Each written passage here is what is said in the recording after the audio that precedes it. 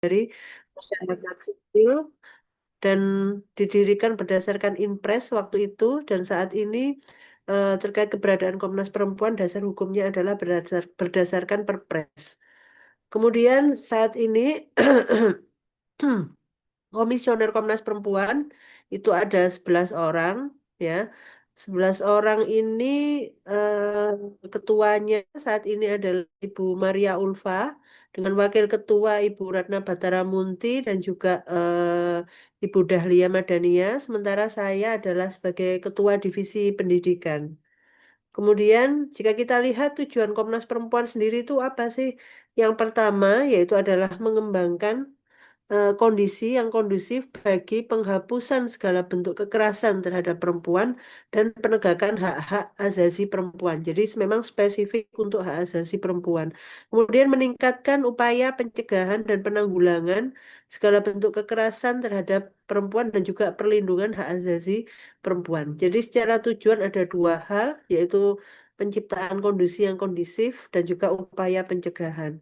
Secara tugas, keberadaan Komnas Perempuan di sini adalah menyebarluaskan terkait pemahaman atas segala bentuk kekerasan, jadi seperti kampanye, sosialisasi, kemudian melaksanakan analisa terhadap perlindungan dan hak-hak asasi perempuan, jadi penegakan, melakukan pemantauan terhadap pelaksanaan peraturan perundang-undangan ataupun kebijakan yang dibuat oleh pemerintah maupun kementerian lembaga, kemudian memberikan saran dan juga pertimbangan kepada pemerintah terkait kebijakan yang ada dan mengembangkan kerjasama baik secara nasional maupun internasional. Sedangkan isu strategis yang ditetapkan oleh Komnas Perempuan ada 6 macam. Yang pertama yaitu kekerasan seksual, karena secara data dari catatan tahunan Komnas Perempuan di tahun 2024, bahwasannya angka tertinggi dari bentuk kekerasan terhadap perempuan itu adalah kekerasan seksual. Kemudian ruang aman di ranah personal maupun di ranah publik, karena memang sekarang jika kita lihat bentuk kekerasan itu sebenarnya sama ya secara jumlah baik di ranah privat atau personal maupun publik. Namun secara angka memang saat ini masih didominasi kekerasan di ranah personal. Kemudian kalau kita lihat kekerasan di ranah publik sendiri itu bukannya sedikit, tapi sebenarnya cukup banyak juga. Dan mungkin yang paling dekat dengan mahasiswa itu ya bisa jadi kekerasan yang terjadi di lingkungan perguruan tinggi. Makanya kemudian di kampus-kampus itu ada Satgas PPKPT. Kemudian kekerasan terhadap perempuan dalam konteks perkembangan digitalisasi. Nah, ini secara data tiap tahun ternyata kekerasan berbasis gender online itu angkanya naik. Bahkan kemarin ketika pertemuan Satgas se-Indonesia itu kita mendapati data bahwasannya sekarang itu kekerasan berbasis online itu mendominasi kekerasan yang terjadi kepada mahasiswa. Kemudian penyiksaan, penghukuman atau perkosaan yang kejam, yang tidak manusiawi, yang berbasis gender terhadap perempuan. Ini salah satunya itu adalah penghilangan nyawa perempuan yang dilakukan dengan cara-cara yang keji. Mungkin kasus yang kemarin sempat heboh di Surabaya, alumni di UTM sendiri, yang laki-laki teknik, yang perempuan dari ekonomi, yang kemudian dibunuh dan juga dimutilasi. Jadi penghilangan nyawa perempuan ini karena dia perempuan dan itu dilakukan dengan cara-cara yang sadis. Disebut sebagai femisida. Jadi Komnas Perempuan ini sekarang juga lagi menyebarluaskan informasi mengenai femisida. Kemudian kekerasan terhadap perempuan dalam konteks konflik, krisis iklim maupun kebencanaan. Kasus yang baru yang ada di Sumatera Barat, adanya perkosaan yang dilakukan oleh supir truk dalam keadaan bencana. Sehingga kemudian kita lihat bahwasanya konteks kekerasan terhadap perempuan ini pun juga bisa terjadi pada ranah-ranah yang sebenarnya secara logika itu nggak mungkin terjadi, tapi faktanya itu juga terjadi. Dan yang sekarang lagi kita advokasi, yang kemarin kita juga melakukan audiensi dengan DPR RI, yaitu kekerasan terhadap perempuan karena dampak dari PSN, proyek strategis nasional di beberapa daerah, yang implikasi pertama sekali yang menjadi korban di situ adalah perempuan. Kemudian penguatan kelembagaan terhadap perempuan pembela HAM.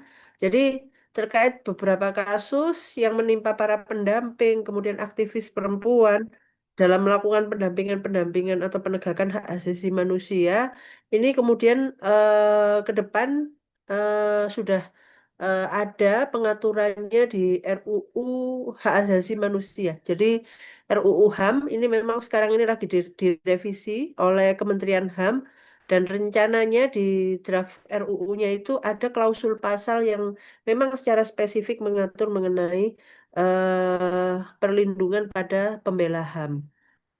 Jika kita lihat sebenarnya secara konstitusional bahwasanya setiap individu itu dijamin oleh konstitusi untuk bebas dari ancaman, diskriminasi, dan juga kekerasan. Jadi itu merupakan hak dasar bagi warga negara Indonesia karena memang sudah dijamin secara konstitusional. Walaupun secara fakta, secara angka, memang masih tinggi jumlah kasus kekerasan terhadap perempuan.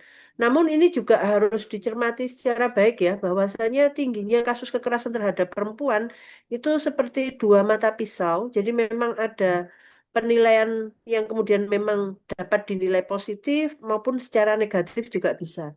Artinya, jika kita nilai secara negatif, ternyata kasus-kasus kekerasan terhadap perempuan itu jumlahnya masih banyak terjadi di masyarakat.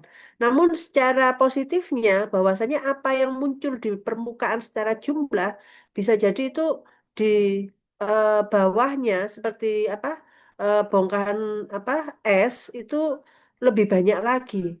Dan banyaknya kasus kekerasan yang kemudian dilaporkan itu berarti juga bisa menjadikan penilaian bahwasannya organisasi-organisasi perempuan, Komnas Perempuan maupun lembaga-lembaga pendamping layanan itu paling tidak sudah memberikan ruang yang nyaman dan aman bagi korban untuk berani speak up. Sehingga kemudian angka kekerasan juga semakin naik. Makanya kemudian saya tadi menyampaikan disikapi bisa secara positif maupun secara negatif. Secara spesifik, kaitannya dengan keberadaannya KUHP di sini, jika kita lihat tugas dari Komnas Perempuan adalah melakukan advokasi kebijakan. Salah satunya itu yang ditetapkan di dalam Peraturan Presiden Nomor 65 Tahun 2005, Inpresnya juga, yang menyatakan bahwasanya memang salah satu tugasnya itu dari Komnas Perempuan yaitu melakukan advokasi kebijakan terhadap peraturan-peraturan yang dibuat oleh pemerintah maupun kementerian lembaga. Dan bahkan dari periode-periode sebelumnya, Komnas Perempuan telah bersinergi dengan berbagai masyarakat sipil untuk kemudian bersama-sama melakukan pemantauan pembahasan, kemudian menganalisa dan merumuskan saran maupun masukan, dan menyampaikan saran kepada DPR RI dan juga pemerintahan supaya mendorong terintegrasinya hak asasi perempuan termasuk di situ di dalam ketentuan hukum pidana. Jika kita lihat di ketentuan Undang-Undang Nomor 1 Tahun 2003 tentang KUHP yang sudah disetujui di 6 Desember 2022 dan disahkan pada tanggal 2 Januari 2023, sementara berlaku efektifnya itu nanti di tanggal 2 Januari 2026. Undang-Undang Nomor 1 Tahun 2003 atau KUHP di sini terdiri dari 37 bab, 627 pasal yang terbagi dalam buku ke-1 dan buku kedua KUHP. Buku ke-1 tentang aturan umum terdiri dari pasal 1 sampai pasal 187, buku kedua tentang tindak pidananya yang diatur di dalam ketentuan pasal 188 sampai 624. Secara rangkaian, bab yang ada di dalam KUHP itu banyak ya.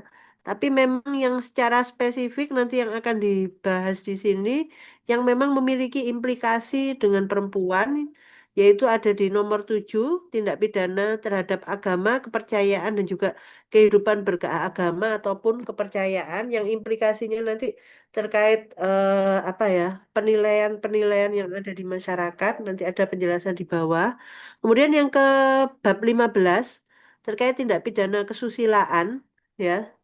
Kemudian di bab 21 terkait tindak pidana terhadap nyawa dan janin.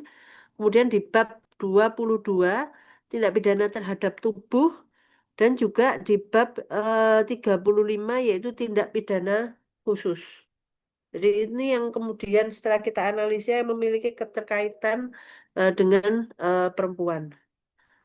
Kemudian secara apa garis besarnya rangkaian ketentuan pasal terkait perempuan secara tematik isunya yang pertama adalah terkait living law atau hukum yang hidup di masyarakat di mana di dalam ketentuan KUHP di sini diatur di dalam pasal 2 ayat 1, 2 dan 3, pasal 66, pasal 96, pasal 97, pasal 116, pasal 120 dan pasal 601. Kemudian yang kedua tentang KS, yaitu kekerasan seksual, walaupun sudah ada ketentuan Undang-Undang Nomor 12 Tahun 2023 tentang TPKS, namun kemudian di sini pun masih diatur juga pasal mengenai perkosaan, yaitu di pasal 473 ayat 1 sampai dengan ayat 11, pencabulan di pasal 414 ayat 2 sampai dengan ayat 422. Kemudian terkait cash pro kesehatan reproduksi, yaitu secara spesifik yang mengatur mengenai aborsi di pasal 463 dan 464 serta 465, kemudian mempertunjukkan alat pencegahan kehamilan kepada anak. Ya, jadi memang ada diatur di KUHP, diatur di pasal 408, 409 dan juga 410. Kemudian persoalan pidana mati, pasal yang ada di pasal 98 dan 102 dan juga penodaan agama di pasal 300 sampai 305. Yang pertama yaitu catatan terhadap pasal living law di mana pengaturan hukum pidana adat dalam Perda. Jadi ada kekhawatiran jika kemudian ketentuan yang di dalam KUHP ini kemudian ada turunannya yang kemudian di apa dimaknai secara apa ya, secara sempit oleh pemerintah yang ada di daerah dalam pembentukan Perda. Jadi di sini dikatakan tidak ada pemisahan dan pembedaan yang jelas dan kaku antara tindak pidana delik adat dan perdata adat serta sanksinya. Di mana yang ada di sini hanya dikenali adalah pelanggaran adat dan sanksi adat. Sehingga kalau kemudian tidak ada pengaturan yang jelas, ini yang kemudian menjadi ranah abu-abu. Ya. Kemudian tidak seluruh delik dari adat di Indonesia dicatat dan ditulis. Jadi yang masuk kategori delik adat itu secara spesifik apa yang ada di Indonesia itu tidak dirinci. Kemudian satu daerah desa dengan daerah lain memiliki jenis pelanggaran adat yang berbeda, sedangkan perda yang dapat mengatur delik pidana hanya pada tingkat provinsi, kabupaten ataupun kota. Padahal keragaman budaya ataupun adat itu kan bisa jadi masing-masing desa berbeda. Sementara yang diakomodir untuk pengaturannya itu hanya pada tingkat provinsi maupun daerah. Akan terjadi perselisihan jika dibuat menjadi hukum positif karena ada irisan nilai beragam dan juga penduduk yang heterogen di suatu wilayah administratif. Jadi kekhawatirannya itu adalah terkait pelaksanaannya nanti akan sulit karena adanya tingkat keberagaman yang ada di masyarakat. Kemudian hal-hal yang perlu dijawab dalam RPP Tata Cara dan Kriteria Penetapan, jadi rancangan peraturan pemerintahnya, karena memang undang-undangnya sudah disahkan, yaitu yang pertama adalah harapannya ada pengaturan mengenai batasan unsur-unsur perbuatan dalam syarat perumusan sebuah tindak pidana jika akan diberlakukan hukum positif. Jadi kesama ini kan kalau kita belajar hukum pidana itu kan selalu dijelaskan. Pengertiannya apa, unsur-unsurnya apa untuk suatu tindakan itu bisa dikualifikasikan sebagai tindakan pidana.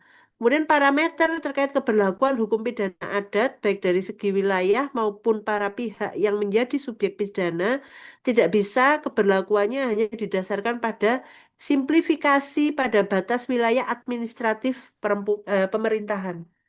Jadi keberadaan hukum adat ini kan bisa jadi kemudian dia lintas batas, artinya bisa jadi ada di eh, lintas batas daerah yang sementara keberadaan hukum secara nasional itu bersifat wilayah administratif atau peraturan daerahnya yang secara spesifik itu mengatur di daerah-daerah tertentu dan bisa jadi berbeda.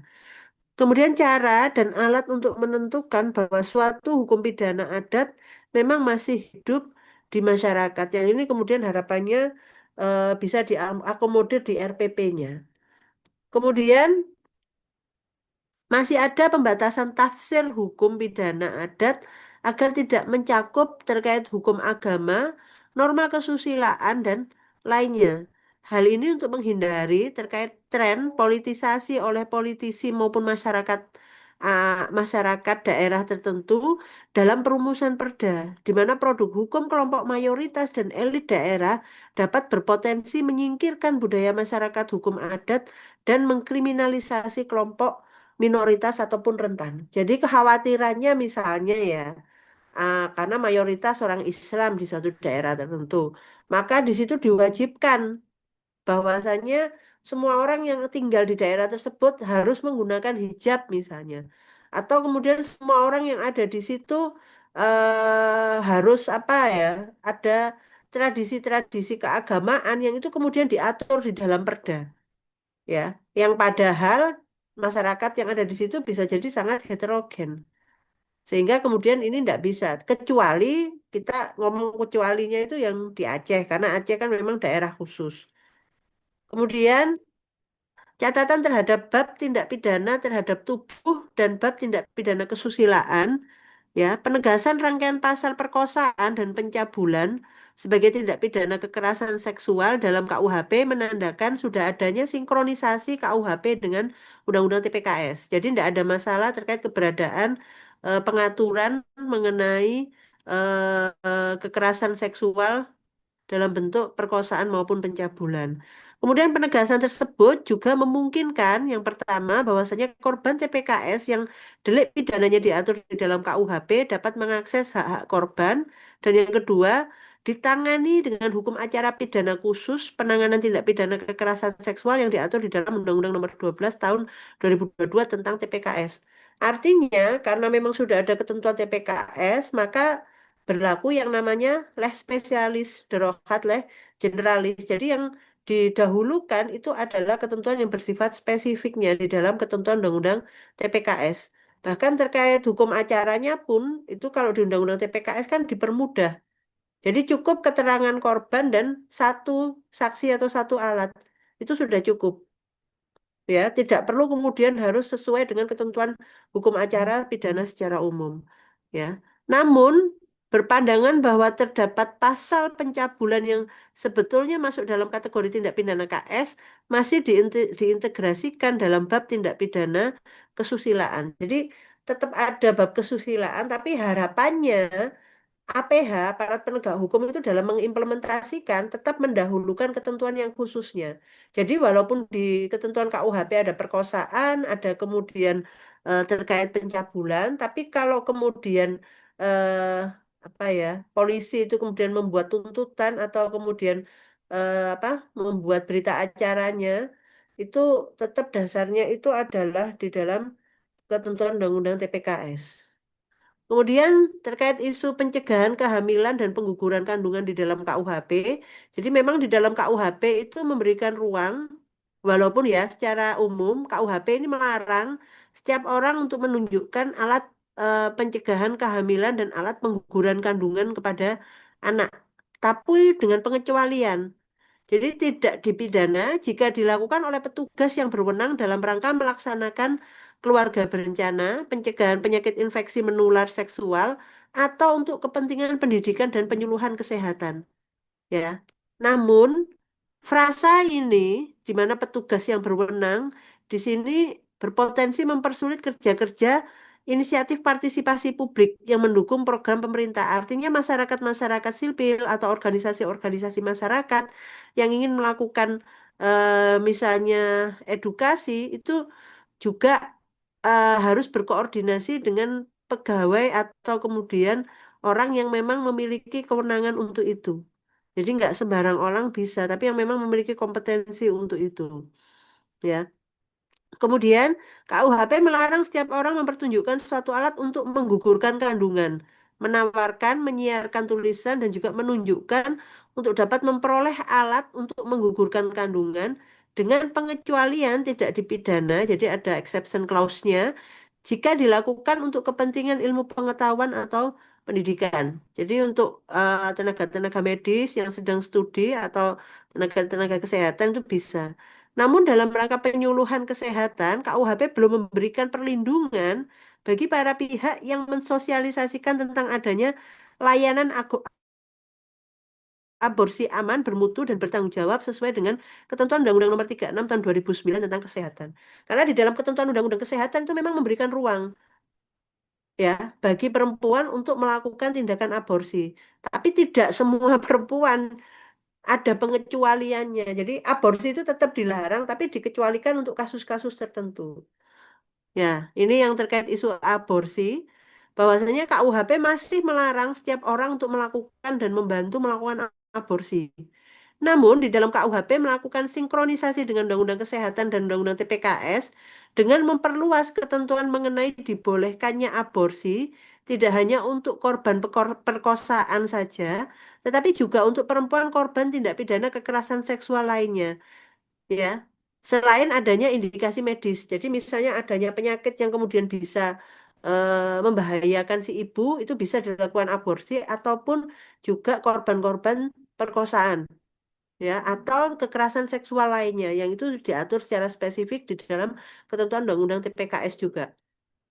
Sayangnya, aborsi untuk korban tindak pidana kekerasan seksual dibatasi pada usia kehamilan maksimal 14 minggu atau 3 bulan. Padahal perempuan korban perkosaan rata-rata tidak berani melakukan pelaporan kasusnya dan baru menyadari kehamilannya bisa jadi itu setelah 3 bulan.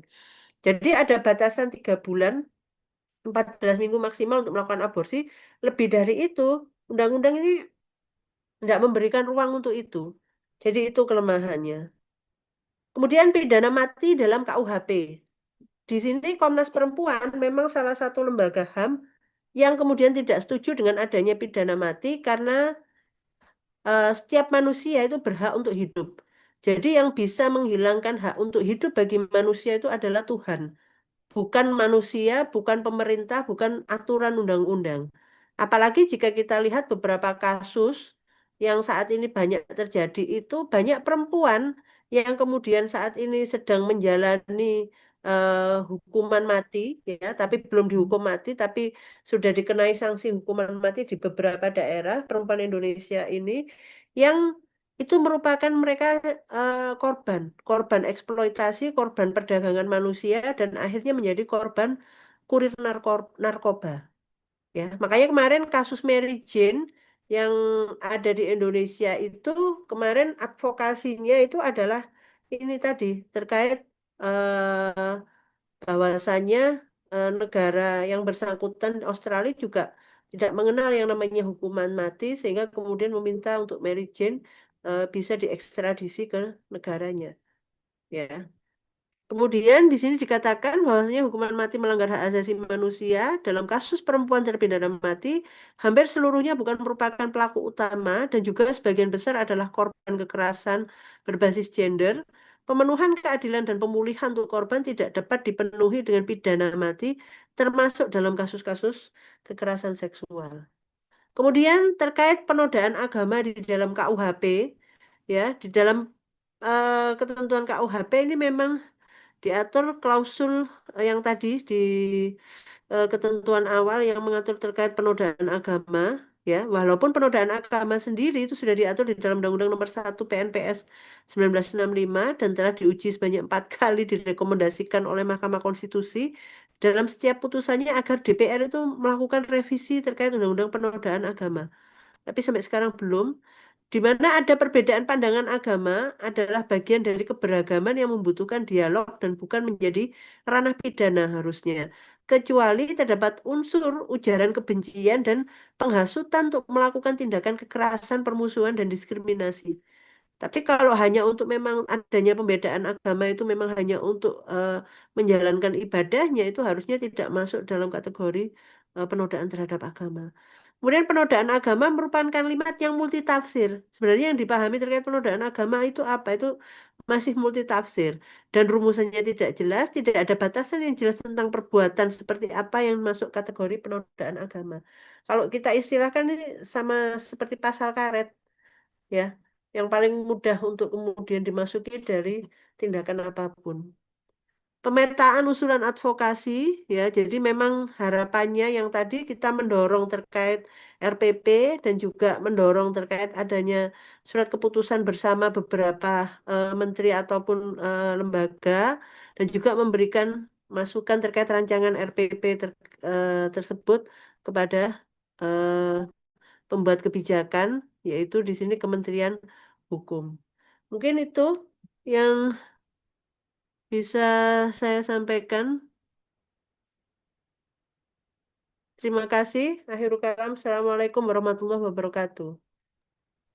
Waalaikumsalam warahmatullahi wabarakatuh. Terima kasih kepada Basa tentunya tentunya pemaparan panjenengan sudah sudah cukup detail dan eh, mohon dibantu untuk Mbak, Mbak Nabila.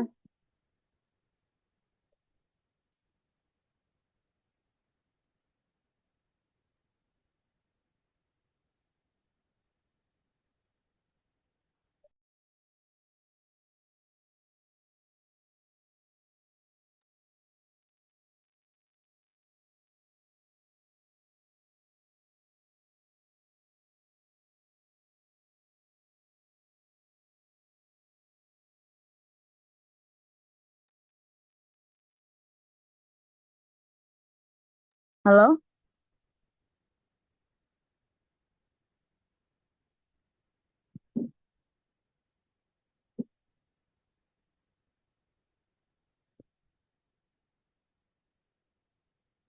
halo,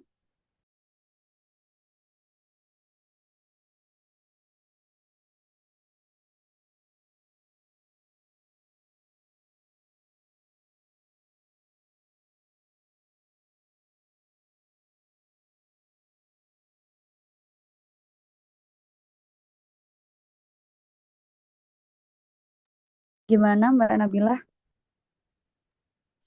Baik, ditunggu terlebih dahulu ya Kak, karena ada kendala dalam sistem. Sebentar ya Kak.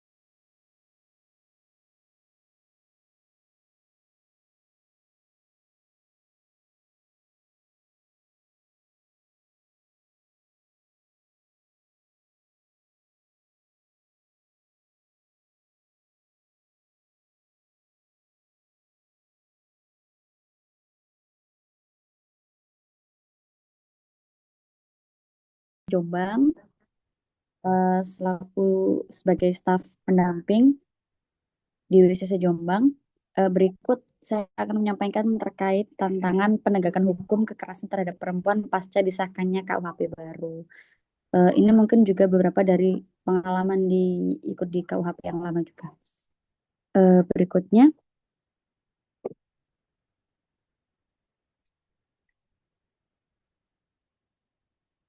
reformasi hukum pidana di Indonesia ini sendiri, KUHP Nasional Undang-Undang Nomor 1 Tahun 2023.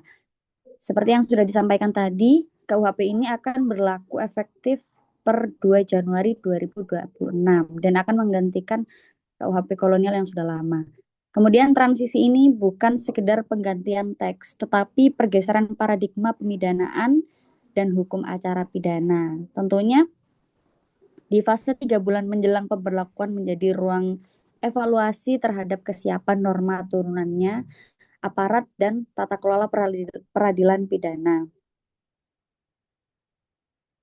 Ini merupakan perubahan terkait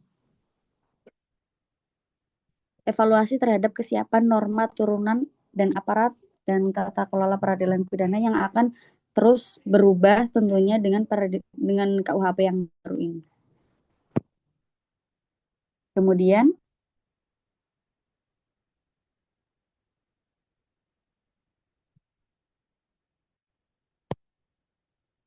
yang kedua yakni posisi Kitab Undang-Undang Hukum Pidana dalam sistem hukum dan dampaknya untuk korban perempuan. Masih spesial di peringatan 16 Hari Anti Kekerasan Terhadap Perempuan,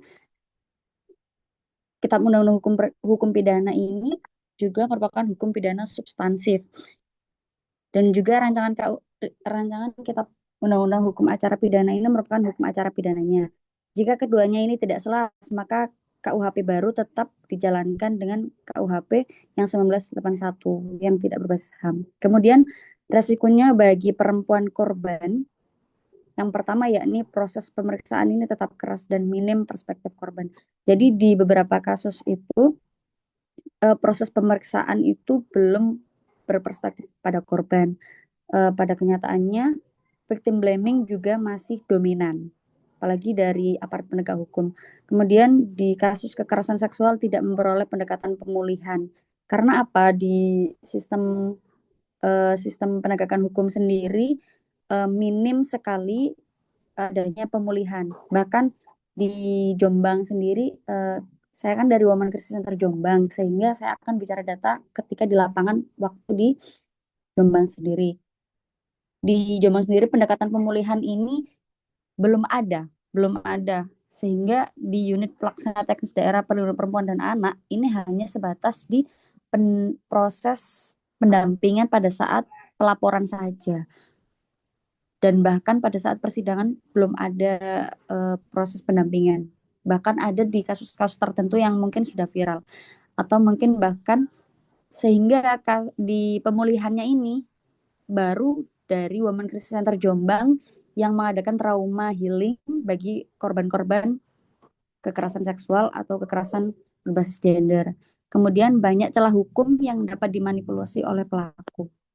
Di poin 3 tadi terkait pendekatan pemulihan, ini juga belum ada prakteknya di Jombang. Baru kemarin tahun ini unit pelaksana teknis daerah di Kabupaten Jombang bekerja sama dengan WCC Jombang untuk mengadakan trauma healing bersama, yang mana ini adalah pertemuan antara anak korban kekerasan dan juga orang tua dari korban. Kita pertemukan bersama, kita temukan dengan narasumber-narasumber yang sesuai dengan kita berikan perspektif lain, yang awalnya mungkin mereka akan berpikiran bahwa tidak memiliki masa depan, bahkan berpikiran tidak memiliki harapan untuk hidup, apalagi dengan orang tua yang memiliki anak menjadi korban kekerasan merupakan tentunya menjadi hal yang paling berat, sehingga ini kita mempertemukan mereka dengan orang tua yang juga menjadi korban, sehingga mereka ketika pasca kemarin hasil dari trauma healing tersebut, mereka kembali bisa menjalani kehidupan masing-masing. Berikutnya,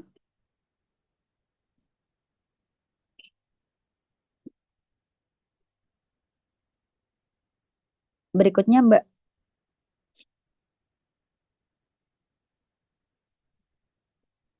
Sehingga apa?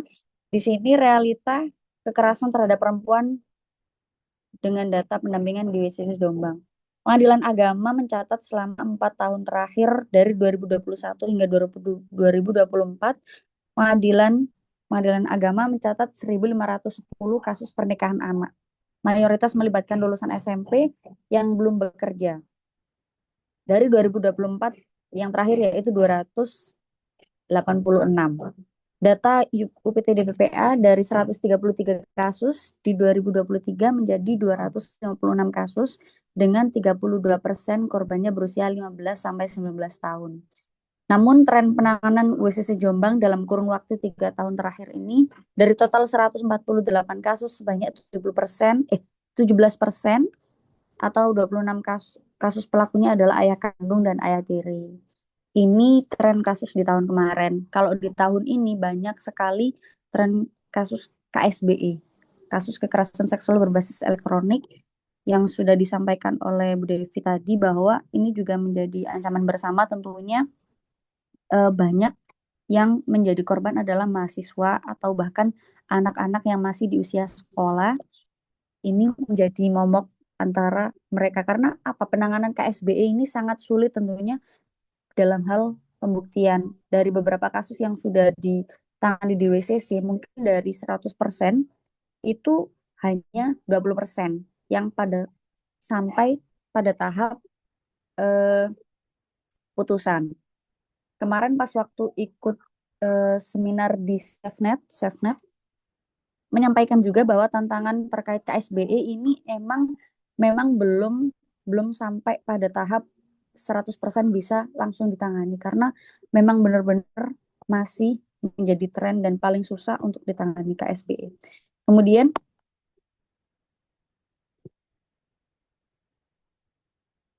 dari jumlah data ini adalah beberapa data relasi antara korban dengan pelaku. Karena yang pertama yaitu orang tua atau orang tua tiri.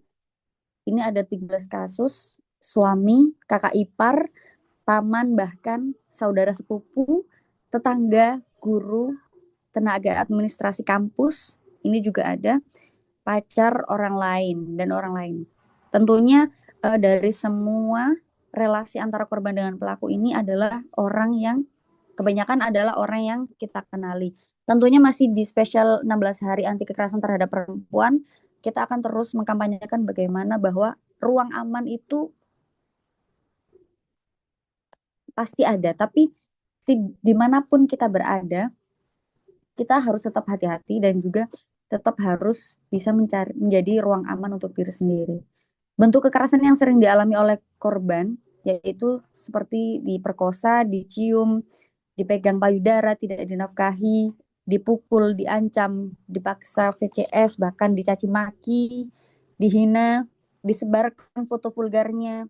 Ini adalah poin yang saya benar-benar tekankan ya, karena beberapa kasus itu banyak sekali adalah KSBE. Sekali lagi adalah kekerasan seksual berbasis elektronik. Kemudian identifikasi tren lokasi yang terjadi adalah masih di sebelumnya Kak, di rumah pelaku, di rumah kos, media sosial bahkan, kemudian rumah korban. Notabene rumah adalah harusnya menjadi ruang aman, ternyata belum bisa menjadi ruang aman. Ini adalah beberapa lokasi yang dimana adalah tempat terjadinya kasus kekerasan berbasis gender. Kemudian macam-macam jenis kasus yang paling banyak ditemui ini adalah di Undang-Undang Tindak UU TPKS pasal 6 yaitu dari kekerasan fisik, kekerasan psikis, perundungan, kekerasan seksual, diskriminasi dan intoleransi, kebijakan yang mengandung kekerasan dan bentuk kekerasan lainnya. Kemudian di pasal 4 juga tindak pidana kekerasan seksual ini terdiri dari pelecehan seksual non fisik, pelecehan seksual fisik, pelecehan pemaksaan kontrasepsi, pemaksaan perkawinan, penyiksaan seksual, eksploitasi seksual, perbudakan seksual, dan juga kekerasan seksual berbasis elektronik. Tentunya dari berbagai macam jenis kasus yang paling banyak ditemui ini, tentunya bisa menjadi catatan bersama bahwa berbagai macam bentuk kekerasan yang bisa dihadapi oleh berbagai korban. Tentunya kita bisa menjadi ruang aman bagi korban tentunya ketika ada teman atau bahkan dari teman-teman kampus yang menceritakan bahwa terjadi kekerasan seksual atau apapun itu kepada teman-teman yang mengikuti seminar kali ini juga bisa ikut menjadi ruang aman bagi mereka selaku korban. Kemudian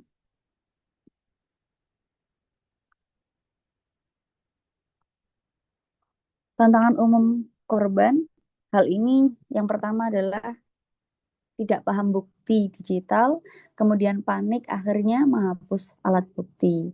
Ini sering terjadi di kasus kekerasan seksual berbasis elektronik. Ini tentunya di Jombang ini masih menjadi PR bersama. Rata-rata kita akan langsung melaporkan kasus kekerasan berbasis elektronik ini langsung ke Polda Jawa Timur. Sehingga harapannya akan bisa segera menjadi selesai gitu karena di Jombang itu terbatas dengan alat digitalnya. Pas waktu itu ada salah satu kasus di mana notabene itu adalah anak yang menjadi korban kekerasan seksual. Dan pada akhirnya itu mangkrak di tengah jalan hanya karena penyidiknya tuh bilang bahwa ini kurang menjadi alat bukti. Bahkan sudah ada emailnya, sudah ada nomor teleponnya, sudah ada lengkap nama akun-akun sosial medianya. Ini masih belum bisa menjadi alat bukti pas waktu di Polres Jombang. Kemudian ketika naik di Polda Jawa Timur, Polda ini mangkrak hanya karena ada dua nick yang tercantum dengan nomor tersebut. Sehingga apa? Ada yang nggak bisa langsung dibuktikan gitu loh. Nggak bisa langsung dinyatakan bahwa dia pelakunya, nggak bisa. Apalagi ketika di poin 1 ini tidak paham bukti digital. Ada anak kenal dengan temannya di sosmed misalkan. Kemudian pacaran padahal dia tuh masih anak, kemudian melakukan dimintai untuk minta apa gitu. Akhirnya dia kirim, kemudian diminta lagi, akhirnya diancam ketika nggak mau, diancam untuk disebar, akhirnya disebarkan bukti-bukti itu. Ketika dia ketakutan, akhirnya bukti itu dihapus sama dia. Dihapus semua sosial media yang diblokir. Akhirnya ketika semua chat-chat itu dihapus, kemudian sosial media diblokir, akhirnya kita nggak punya alat bukti. Itu yang sering jadi tantangan umum ketika bersama korban. Kemudian yang kedua, ragu melapor karena stigma sosial. Tentunya stigma sosial ini nggak lepas dari korban. Karena apa? Karena rata-rata dari beberapa kasus kekerasan seksual, ini korban selalu mendapatkan stigma. Yang ketiga yakni tekanan dari keluarga pelaku. Tekanan dari keluarga pelaku ini sering menjadi momok bagi korban sendiri, bahkan menjadi ancaman pembunuhan, dari ancaman bahkan akan dibunuh, kemudian akan disebarkan data dirinya. Kemudian yang keempat, ada tidak mengetahui prosedur visum atau cara mendapatkan bantuan hukum. Jadi dari beberapa data yang sudah saya sampaikan tadi, mungkin itu baru orang yang berani melaporkan. Dari beberapa kasus, banyak sekali mereka yang takut untuk melapor. Hanya karena tadi stigma sosial yang akan dihadapi. Kemudian, pembaruan KUHP yang relevan untuk kekerasan terhadap perempuan di pasal 51 ini ada pencegahan, pemasyarakatan atau rehabilitasi, penyelesaian konflik, pemulihan keseimbangan dan menciptakan rasa aman dan damai, penumbuhan penyesalan terpidana. Di sini harapannya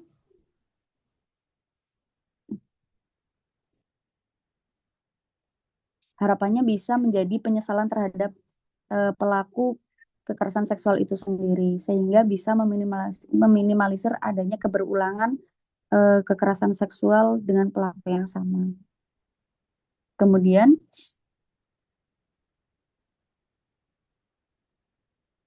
pemidanaan berbasis martabat manusia. Pemidanaan tidak boleh merendahkan martabat manusia. Ini penting untuk mencegah reviktimisasi terutama dalam kasus kekerasan seksual.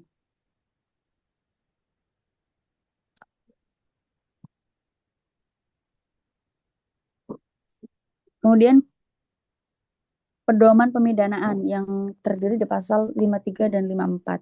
Pasal 53 pada ayat 1 dalam mengadili suatu perkara pidana, hakim wajib menegakkan hukum dan keadilan. Yang kedua, jika dalam menegakkan hukum dan keadilan sebagaimana dimaksud pada ayat 1 terdapat pertentangan antara kepastian hukum dan keadilan. Jadi, hakim wajib mengutamakan keadilan. Jadi penjelasan pasal 53 ayat 2 ini maksudnya adalah kepastian hukum dan keadilan merupakan dua tujuan hukum yang kerap kali tidak sejalan satu sama lain dan sulit dihindarkan dalam praktik hukum. Suatu peraturan perundang-undangan yang lebih banyak memenuhi tuntutan kepastian hukum, maka semakin besar pula kemungkinan aspek keadilan mendesak. Ketidaksempurnaan peraturan perundang-undangan ini dalam praktik dapat diatasi dengan jalan memberi penafsiran dan atas peraturan perundang-undangan tersebut dalam penerapannya pada kejadian konkret. Jika dalam penerapan yang konkret terjadi pertentangan antara kepastian hukum dan keadilan, hakim sedapat mungkin mengutamakan keadilan di atas kepastian hukum. Karena apa? Ini dampak bagi psikologis korban adalah relasi kuasa dan trauma ini juga harus diperhitungkan. Kemudian yang keempat adalah living law atau hukum yang hidup di masyarakat seperti yang sudah dijelaskan dengan Bu Dev tadi. Delik adat yaitu ini bisa positif apabila adat progresif, tapi berbahaya bila adat patriarkal. Maksudnya dapat menormalisasi mediasi dalam kasus seksual. Karena apa? Delik adat ini mungkin cukup susah untuk Bilang kok jarang ada kok ada kok yang juga.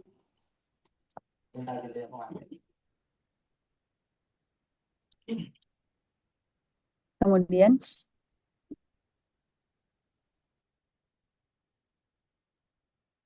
tantangan penegakan hukum pasca KUHP baru. Satu, tantangan normatif dan teknis. Tentunya potensi tumpang tindih KUHP dengan Undang-Undang TPKS. Aparat penegak hukum yang belum memahami UU TPKS masih menarik kasus ke asusila atau zina. Ini beberapa kasus ada yang sampai di tahap mau dipakaikan undang-undang pornografi waktu itu. Kemudian di RKUHP belum selesai alias rawan memakai KUHP lama. Kemudian RPP yang belum lengkap seperti yang sudah disampaikan oleh Bu Devi tadi. Kemudian yang kedua ada tantangan aparat penegak hukum. Paradigma lama ini masih menjadi dominan sehingga menjadi dominasi dengan paradigma yang baru. Kemudian banyak yang belum sensitif gender atau trauma informed sehingga di APH sendiri perspektif gender ini masih belum sampai sehingga pada saat menangani kasus-kasus kekerasan seksual terhadap perempuan ini masih belum berperspektif korban, apalagi ketika KSBE karena KSBE ini kalau di Polres Jombang masuknya kan ke tindak pidana tertentu sehingga bukan dari unit PPA sendiri, jadi masuknya ke unit Tipiter sehingga ini menambah semakin nggak berperspektif korban lagi. Kemudian minimnya pemahaman bukti digital. Karena di tantangan aparat penegak hukum, kenapa sih kok minim pemahaman bukti digital? Karena ternyata pada faktanya di lapangan setingkat Polres itu alat digital untuk mendeteksi adanya kekerasan seksual berbasis elektronik ini belum begitu memadai sehingga lebih disarankan untuk langsung di tingkat Polda. Selanjutnya,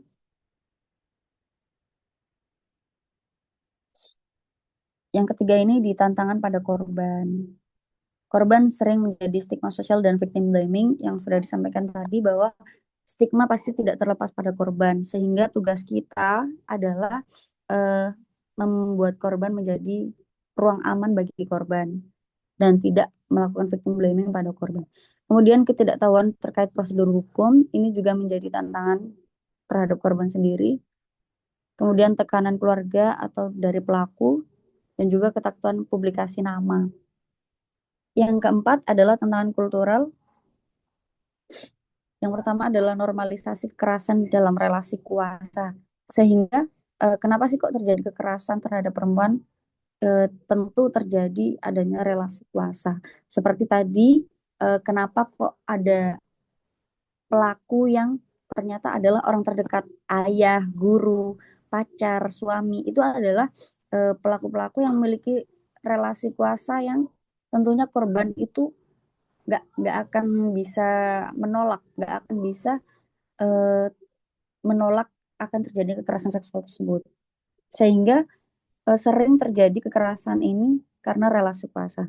Kemudian patriarki dalam komunitas dan aparat. Masih sering terjadi sistem patriarki di aparat penegak hukum. Kemudian mediasi dalam kekerasan seksual ini masih sering terjadi. Benar banget, karena banyak sekali pada waktu di lapangan kasus-kasus kekerasan seksual ini masih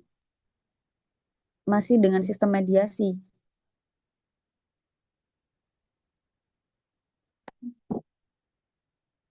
Padahal di kekerasan seksual sendiri ini merupakan kasus yang tentunya nggak bisa di RJ atau nggak bisa dimediasi.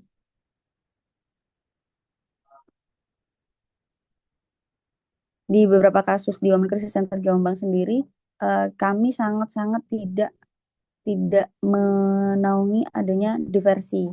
Pada kasus anak itu ada yang waktu itu sampai mau diversi, kita dipaksa untuk menjadi ikut memfasilitasi diversi anak waktu itu bersama dengan dinas sosial dari Polres dan juga dari orang tua korban.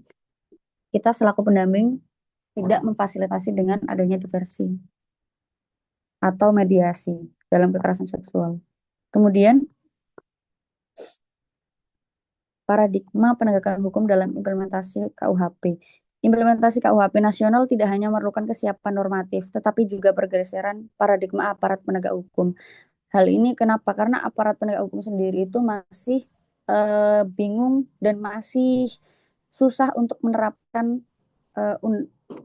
peraturan yang terbaru. Mungkin dari TPKS sendiri ya.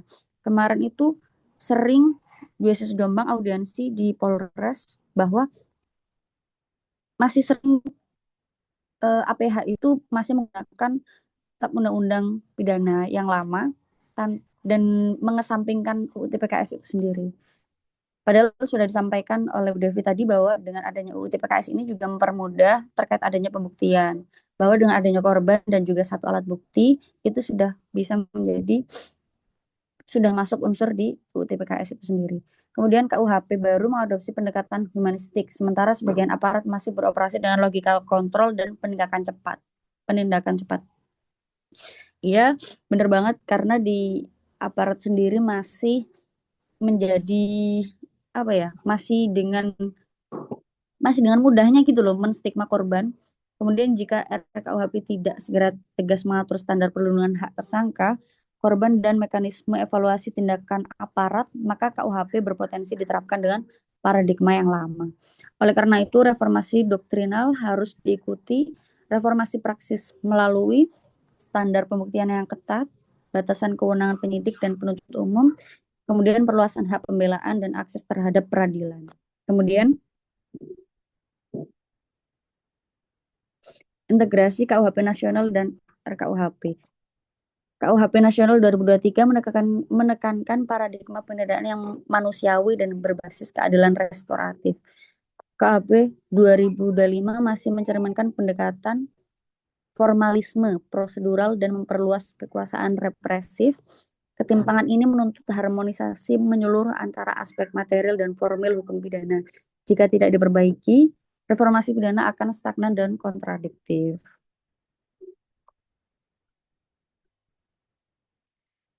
RKUHP dan kewajiban sinkronisasi. KUHP ini disiapkan untuk menggantikan KUHP 1981 dan harus selaras dengan KUHP nasional. terdapat 9 isu dan dalam KUHP nasional yang belum diakomodasi dalam draft RKUHP, termasuk pelaksanaan pidana alternatif, peran korban, dan model sidang berbasis restoratif justice. Jika RKUHP tidak berhasil disahkan sebelum KUHP nasional berlaku, maka pelaksanaan KUHP nasional tetap mengikuti pola acara lama. Sehingga reformasi hanya bersifat tekstual, bukan paradigmatis. Gitu sih. Itu adalah beberapa tantangan setelah disahkannya KUHP yang baru, Undang-Undang Nomor 1 Tahun 2023. Sekian, terima kasih.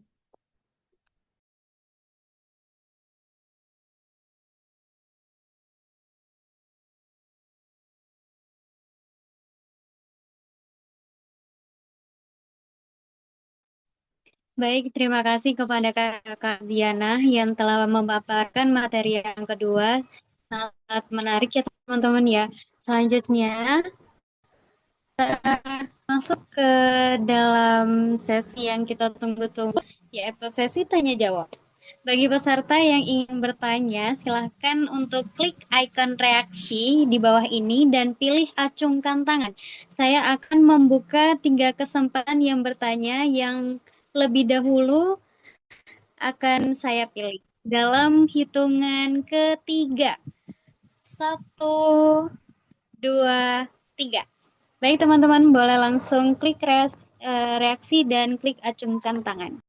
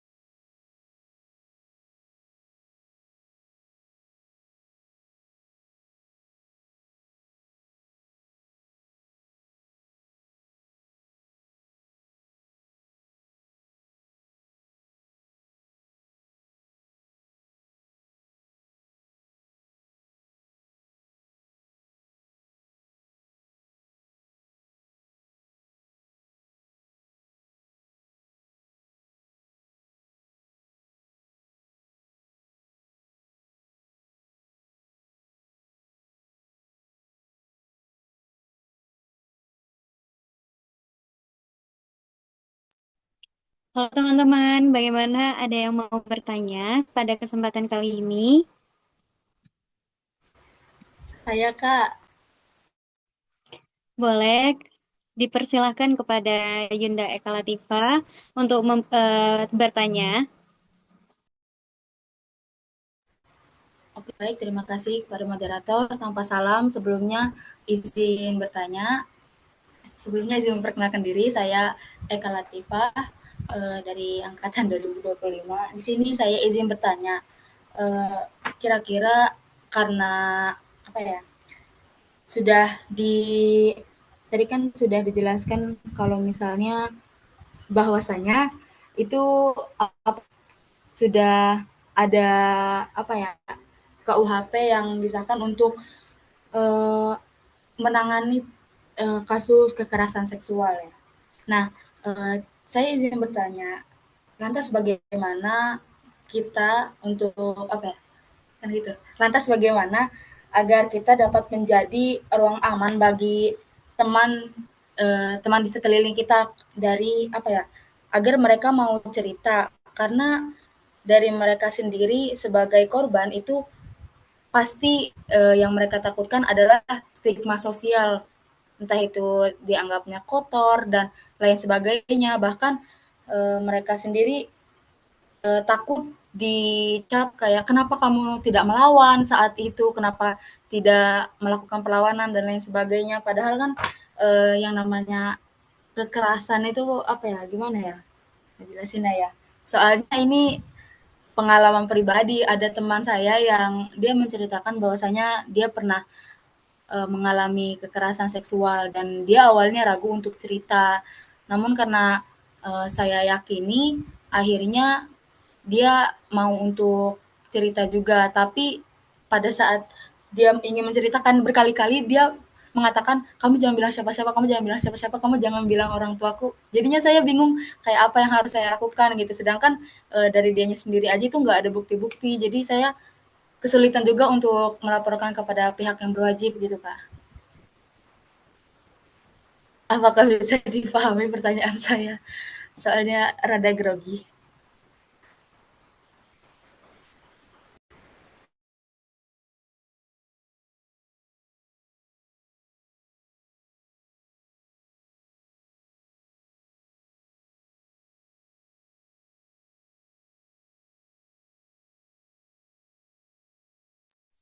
Mungkin dari Bu Devi bisa menjawab pertanyaan dari Yunda Eka Latifa. Iya, baik. Jadi kalau mengenai pelaporan itu harus ada persetujuan korban ya, walaupun di dalam ketentuan Undang-Undang TPKS itu memang ada yang namanya partisipasi atau peran aktif dari masyarakat maupun peran aktif dari keluarga, tapi tetap yang memiliki kewenangan untuk melaporkan atau tidak, kemudian mau menempuh jalur seperti apa itu memang harus ada kesepakatan dari korban.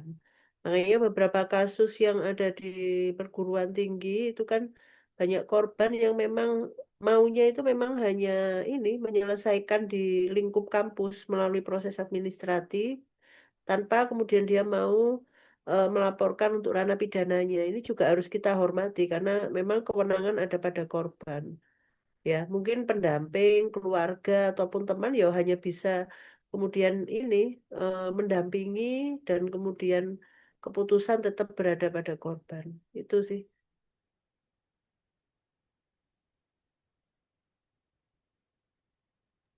Mungkin dari Kazia dapat menyampaikan pendapat dari pertanyaan dari Yunda Latfa.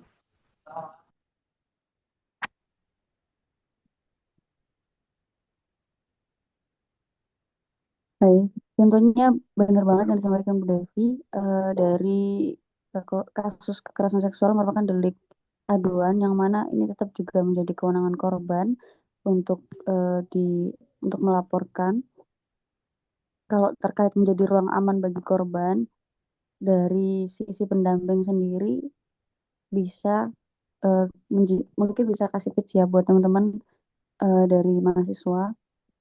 Kalau dari pendamping sendiri bahwa menjadi ruang aman itu cari waktu atau cari timing yang pas ketika bersama dengan korban. Biarkan korban bercerita dengan eh, ritmenya sendiri, kayak jangan terlalu ingin mengorek detail terlebih dahulu atau jangan terlalu banyak bertanya terlebih dahulu. Sehingga lebih kegunakan kayak bahasa tubuh gitu, kayak kontak mata, anggukan atau eh, lebih ke jangan langsung terlalu banyak bertanya lebih dahulu. Kemudian validasi pengalaman korban itu juga bisa menjadi ruang aman korban untuk bercerita, bukan untuk menghakimi. Sehingga di sini apa? Biar korban itu merasa bahwa dirinya ketika bercerita itu dipercaya. Dan jangan meragukan atau jangan mengecilkan atau justru malah mempersalahkan. Itu sih. Dan tentunya juga bisa menjamin kerahasiaan ketika bersama dengan korban. Baik, terima kasih atas jawabannya. Selanjutnya untuk pertanyaan yang kedua. Boleh teman-teman langsung saja untuk klik reaksi, terus klik saja langsung angkat tangan.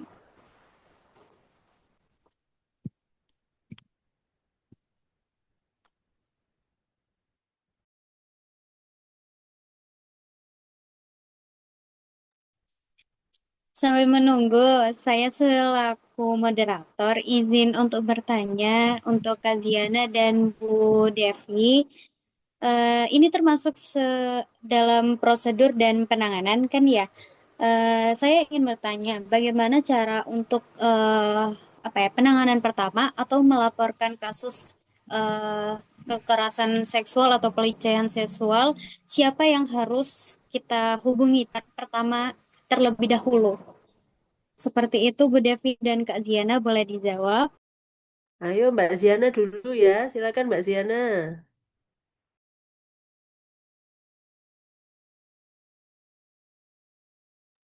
Oke. Jadi siapa yang harus dihubungi pertama kali ketika terjadi kekerasan seksual? Tentunya yang pertama ya bisa dipastikan keamanan korban terlebih dahulu. Kemudian siapa yang harus dihubungi ya ini kayak pendamping atau lembaga layanan terdekat. Kalau misalkan di Jombang ada WCC atau misalkan UPTD di beberapa kabupaten itu kan ada UPTD itu bisa ke pendamping lembaga layanan terdekat atau misal di Surabaya ada Safi Amira banyak kayak lembaga dari bantuan hukum juga bisa atau dari Komnas Perempuan langsung juga bisa untuk berkonsultasi. Kalau misalkan terjadi luka fisik itu bisa langsung ke rumah sakit, mungkin nanti rumah sakit juga akan mengarahkan untuk ke Polres. Biasanya di daerah tuh ada kayak nomor darurat yang bisa dicantumkan sih. Ada tuh 112. Kalau misalkan butuh pendampingan bisa ke layanan lembaga terdekat. Bisa agar ada yang dampingi ketika waktu pelaporan.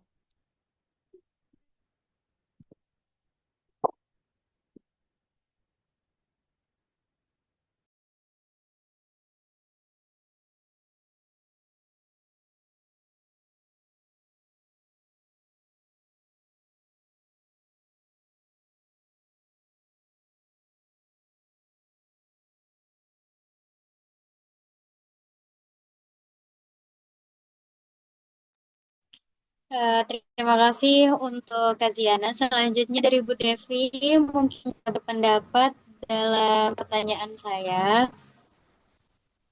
Ya, saya sama Mbak, karena memang korban itu kan ketika dia mau melaporkan harus mendapatkan kenyamanan dan keamanan dulu ya.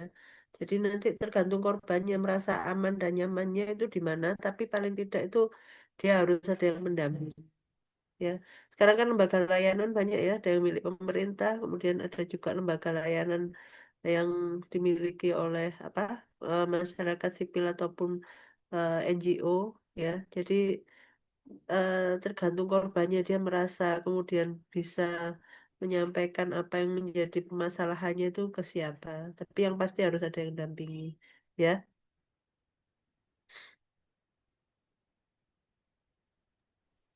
Baik, terima kasih.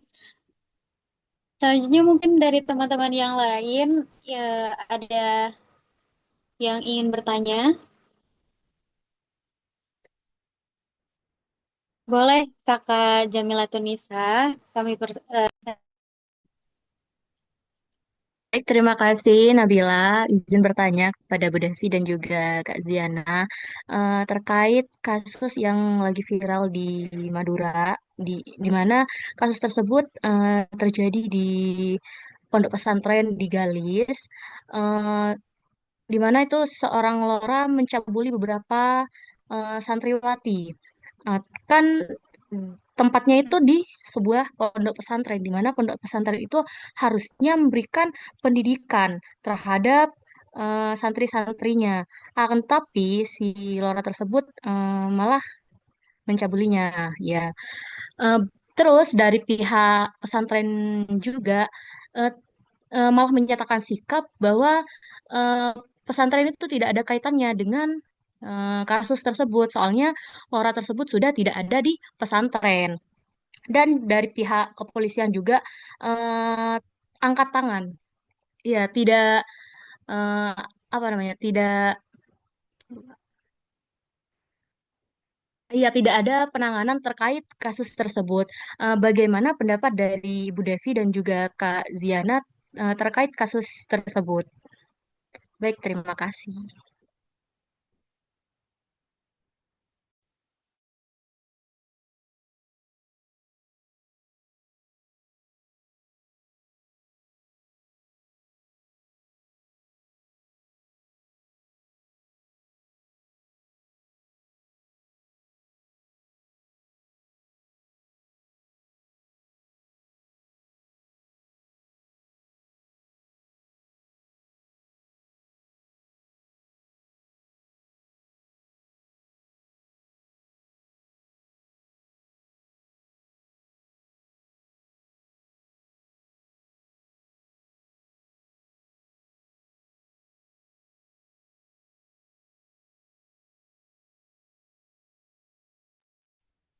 Mungkin bisa dijawab oleh Kak Ziana terlebih dahulu dan dilanjutkan oleh Bu Devi.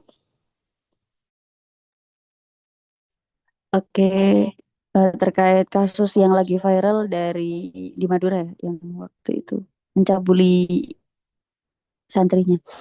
Di Jombang dulu juga pernah ada kasus yang sama. Tentunya udah nggak asing lagi di tahun pas waktu corona waktu itu saya masih jadi mahasiswa ya, tapi Home Crisis Center Jombang ikut mendampingi kasus tersebut. Waktu itu dari Polres juga udah angkat tangan. Dari Polres udah angkat tangan, bahkan itu pelaporannya dari tahun mungkin dari 4 tahun yang lalu, terus akhirnya korban tuh nggak ada yang mendampingi kan ketika waktu pelaporan, sehingga nggak digubris. Kemudian dari semua korban yang lapor pun itu nggak ditangani karena relasi kuasa antara eh, siapa nih Gus San, Gus dengan santrinya ya. Gus dengan santri ini kan relasi kuasanya kan kuat banget, dan juga apalagi waktu itu Sidikia tuh pondok eh Ponpes Sidikia tuh jadi power juga di Jombang, memiliki power yang luar biasa, sehingga apa di setingkat Polres sendiri waktu itu masih masih belum bisa mencukupi gitu loh, masih angkat tangan.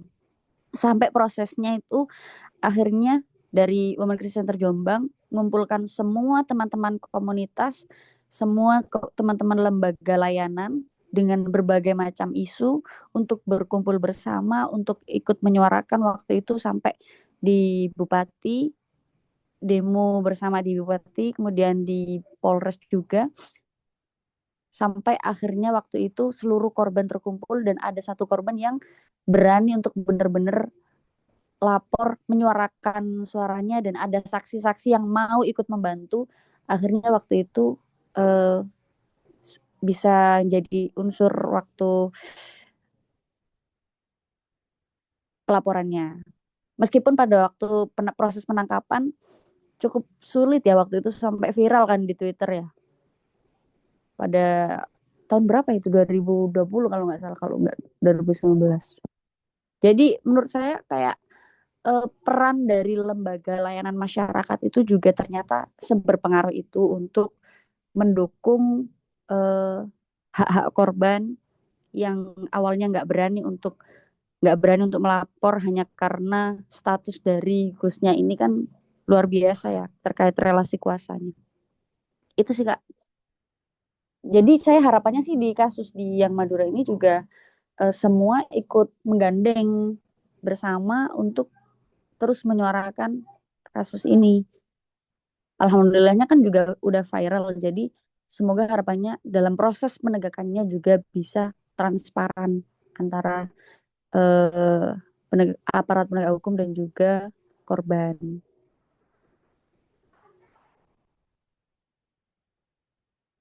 Jadi waktu itu layanan berbasis masyarakatnya tuh banyak yang bergabung, namanya Aliansi Inklusi Kabupaten Jombang.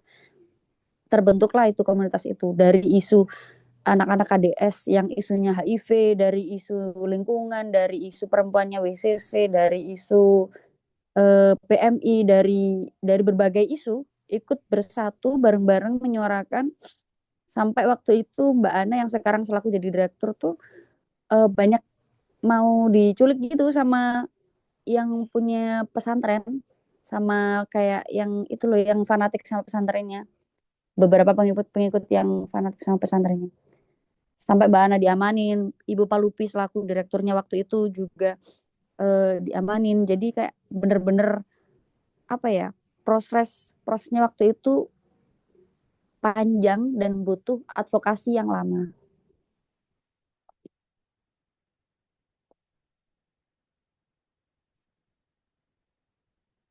Jadi harapannya di kasus ini juga bisa menjadi contoh bersama bahwa kita harus bersama-sama menyuarakan hak-hak korban, baik itu karena apa? Karena korban itu sudah menjadi korban kekerasan seksual, kemudian juga menjadi korban stigma di masyarakat sendiri, kemudian korban juga nggak berdaya terkait akan apa yang sudah dihadapi. Gitu sih Kak. Mohon maaf kalau kurang mudah sih. Ya, nggak apa-apa, Mbak. Jadi memang sekarang itu kan ada istilah no viral, no justice ya. Jadi Iya. kalau memang mau mendapatkan keadilan harus diviralkan karena ternyata kalau nggak mendapatkan perhatian, ternyata keadilan itu nggak bisa untuk ditegakkan. Makanya tadi yang seperti disampaikan Mbak Ziana, memang perlu peran semua pihak. Jadi semua pihak perlu apa bersama-sama melakukan advokasi.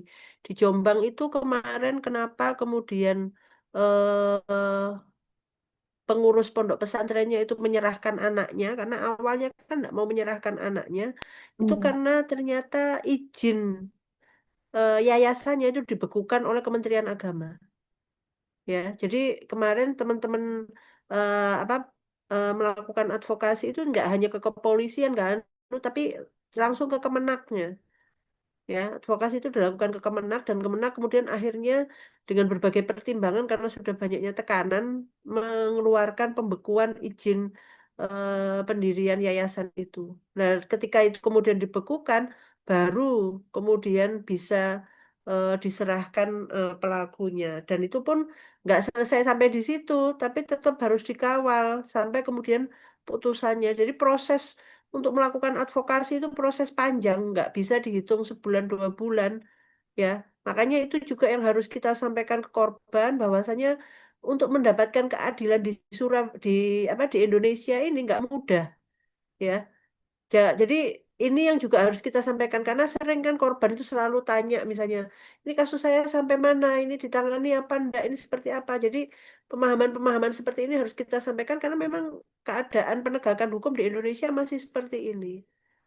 Ya, jadi fungsi pendamping itu juga harus bisa kemudian menyampaikan dan menginformasikan di awal bahwasanya akan ada perjalanan panjang yang harus dilalui oleh korban, sehingga kemudian memang perlu yang namanya kesiapan secara mental.